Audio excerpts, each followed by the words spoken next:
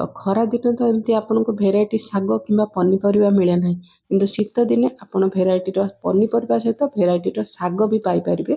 तो आज बनवा शीत दिन मेथी शागर गोटे बहुत ही सुंदर रेसिपी। नमस्कार स्वागत करछि देसी food court Odisha cooking channel को। मुझे मेथी शाग नहीं आउ शाग आपड़ जो बाछे एमती शाग को एमती हाथ में भांगे जोटे आपको टाण लगे से छाड़देवे। तो आउ जदि टाण शाग नौ शाग आप बनला से गुड़ाक गोटा गोटा भल लगे।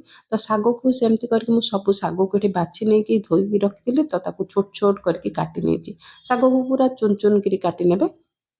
तो शाग बनाई गोटे कड़े मुझे 2 चमच सोरिष तेल नहीं सोरिष तेल तातिला परे मुझे बिरी डाली बड़ी नहीं भाजिकी ये बाहर करनबा। शागर बड़ीटा पकेले बहुत ही भल लगे। जदि आपण पारे नाड़ी थी भी पकेले भी नाड़ी भी भल लगे। मुझे सेम सोरिष तेल देजी अल्प किसी हेंगु। तो सोरसर जेकोसी आइटम करेंगे हेंगु पकेले भल लगे। तो गोटे चामच देची छोट चामच पंच फुटण आउ पाचिला कंचा लंका 2टा को खंड करके नहीं। तो आपन चाहे सुखिला लंका भी दे पारे। गोटे ये गोटे बड़ साइज पियाज को एमती पतला पतला काटिकी पकई। तो पियाज को टिके कलर चेंज होला जाके भाजी नेबा। आउ ये मुझे 5 ରୁ 6 कला गोटा रसुण। तो आपन टिके छेचिकी भी पकई पारे किंतु एमती गोटा गोटा पकेले भल लगे खाइला बेले थरटे पकांतु। तो ये पियाज सहित रसुण को भी टिके भाजी नेली। आ परिबा आपन को परिबा शीत दिन रे जेकोसी परिबा पसंद ए रेसिपी रे पकई पारे। मु गोटे मीडियम साइज रो बाइगण को छोट छोट काटिकी पकई खंडे कखारु को भी पतला पतला काटिकी पकई आउ नहीं सारू। तो आपन चाहे शिंब पकई पारे आपन को जेकोसी परिबा जदि पसंद होची आपन पकई पारे। मु सारू को भी छोट छोट काटिकी नहीं। तो ये मीडियम हीटर 1 ରୁ 2 मिनिट आम पियाज सहित परिबा को भलसे भाजी नेबा। आपन चाहे आलू भी पकई पारे। तो आलू समस्त को पसंद न थाए तो मुझे आलू पकईनी। तो 1 ରୁ 2 मिनिट भाजिला परे एठी मु दे देची गोटे मीडियम साइज रो टमाटो को छोट छोट काटिकी पकईची। तो ये रेसिपीटा थरे आपन बनातु केमती हेतिला निश्चिंत कमेंट माध्यम जनइबे। ये स्वाद अनुसार लुण दे देची टमाटो पकेला परे लुण पकेला परे सबको भलसे गोले नेबा। ये अधा चामच देची हळदी गुंड। तो आज छोटिया रेसिपीटा आपण मानकु जदि भल लागो तो वीडियोटा को निश्चिंत गोटे लाइक करनेबे। आ चैनल रे जदि नुआ आछंती चैनल को सब्सक्राइब निहाती करनेबे। तो हळदी और लुण पकेला परे सबको भलसे गोले नेली। तापर जो आम शाग काटिकी रखिथिले शाग को एठी पकई नेबा। तो बहुत ही एमती बनइले बहुत ही टेस्टी लगुच थरे तो निश्चिंत बनातु।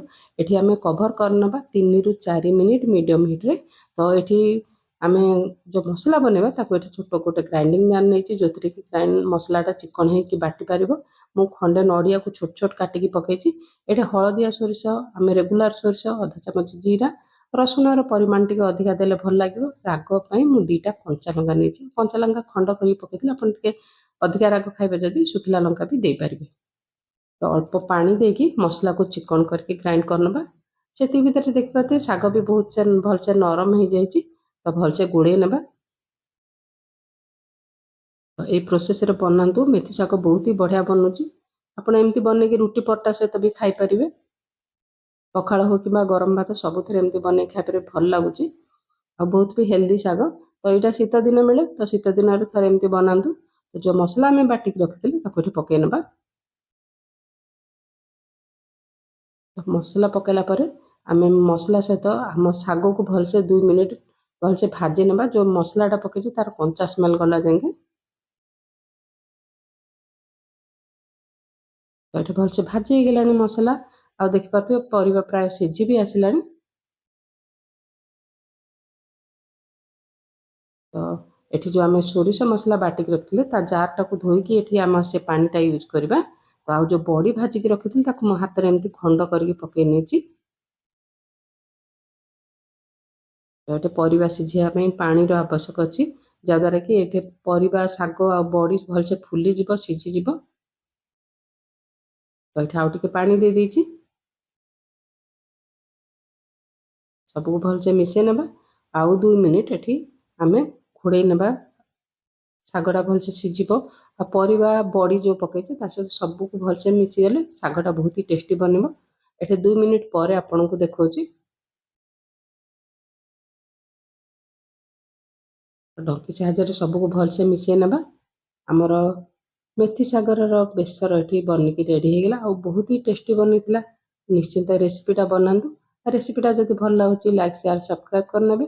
ଆଉ ଯଦି ଫେସବୁକ୍ ପେଜରେ ଦେଖୁଛନ୍ତି ଫେସବୁକ୍ ପେଜକୁ ନିଶ୍ଚିନ୍ତ ଫଲୋ କରିନେବେ। ଆଉ ରେସିପିଟା ଆପଣମାନଙ୍କୁ କେମିତି ଲାଗିଲା ନିଶ୍ଚିନ୍ତ କମେଣ୍ଟ ମାଧ୍ୟମରେ ଜଣାଇବେ।